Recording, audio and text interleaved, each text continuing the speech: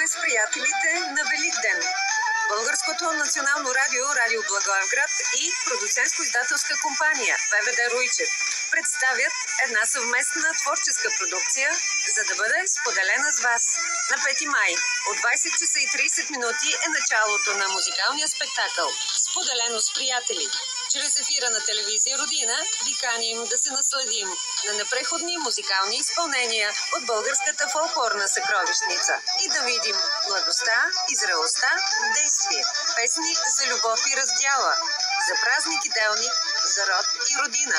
Представят ги част от талантливите изпълнители на продуцентска компания ВВД Руйчев. На Великден, 20:30, споделено с приятели. Звукът от радиото на Югозапада чрез визията на българската музикална телевизия Родина.